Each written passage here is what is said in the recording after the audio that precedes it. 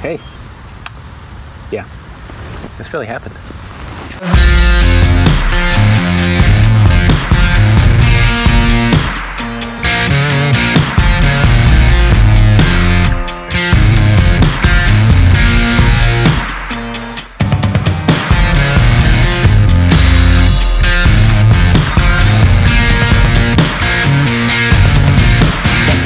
What's up, guys? Thank you for checking out my channel. We're working on a new project this year. It's the end of 2020 and I just need to end on a good note. This is a 2002 WRX wagon. What today we're going to do is change the idler pulley on this EJ205. It was making a lot of noise. It was squeaking. It sounded like the car was going to die. Whoa. This car is also low on power, so we're going to try to chase a lot of boost leak, exhaust leak, fuel leak. I mean, there's been a list of things that need to be done. First thing we're going to start with is this idler pulley. Get that swapped out. It should be a fairly straightforward. This is my first time doing it as well, so we'll see how it goes. Like everything that I do. Oh, disclaimer. Disclaimer, I don't know what I'm doing. What? So, do this at your own risk. I'm not responsible for anything that breaks. If you don't know what you're doing, please get professional help. We're gonna need a variety of tools. You need a ratchet, 10 millimeter, got different lengths. I've got 12 mil. I believe it's just 10 and a 12. It's pretty simple, pretty straightforward. So let's dive into it. I know I'm saying it's pretty simple, it's pretty straightforward. I'm also trying to beat the rain. All right, so let's start by removing the belt cover. That should just be a 10 mil.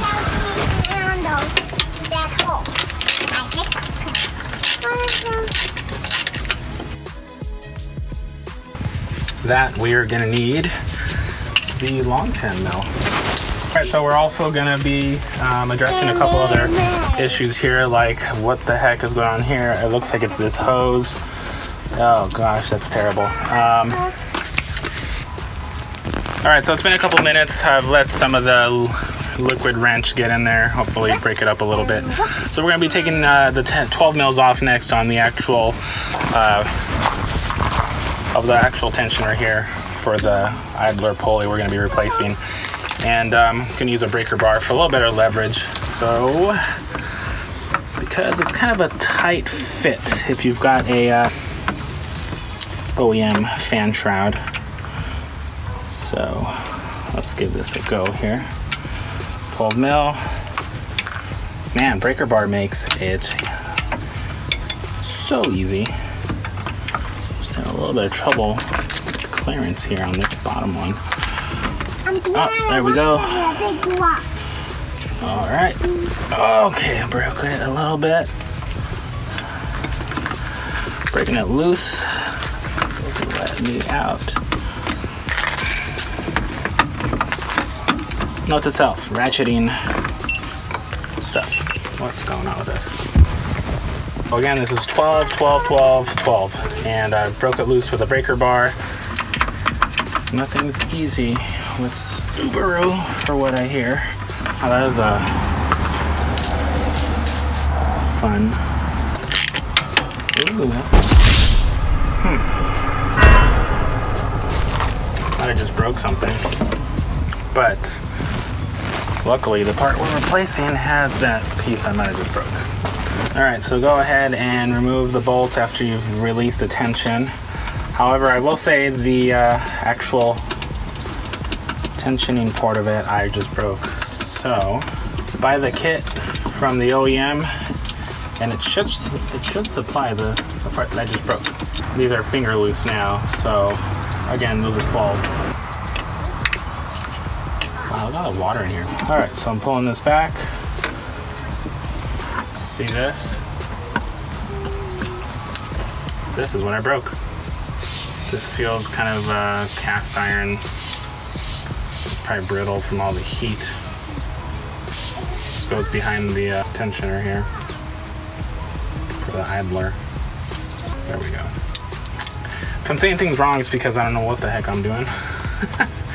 So this broke, but the kit that I got, part number 73131, F as in Frank, C as in cat, 000.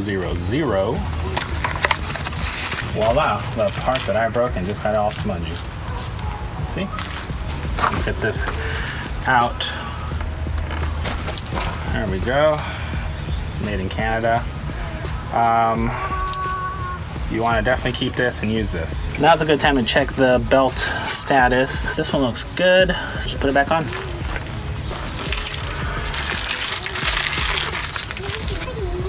Huh. Well, hopefully this works.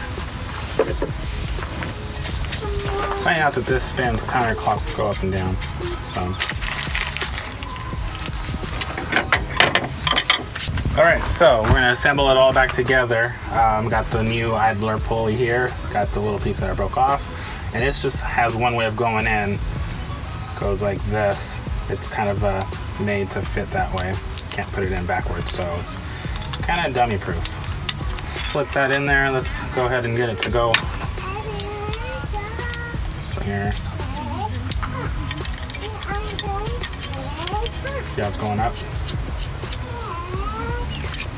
Get your pulley. And we get that little, this thing. I'm not even sure what it's called. Get that back in there. Nice, no play. Get it on there nice and snug, not too tight. So, nice. And then we'll put these two bolts back in. This whole engine's like dirty and stuff, but I will detail it. I'll probably do a video detailing it, covering all the electronical parts that you need to cover. You can also kind of see where it was before, so that's pretty cool. Kind of as a reference as to how tight it needs to be. And make sure your belt is on the pulley. That's what's up. Get these in finger tight, and then you can tighten it down. We'll go over the specs of how much you need to tighten these down. Gabby, I'm gonna get copyrighted. All right, so this is pretty important. Just trying to figure out how the heck to get this belt back on. If this pulley is all the way down, that's like the full amount of tension. And obviously that was making it hard for me to slip this belt back on, you know, because that was all the way down. So I'm just raising this up to give that belt plenty of wiggle room to get it back. So the belt is on there. Not tight down yet because I'm gonna start lowering that down a bit here. So once again, get my 12. We'll start lowering pulley, get some tension on there. Feels pretty good. All right, so before we put this lovely cover back on, we're gonna start this puppy up and see if that squeak was gone.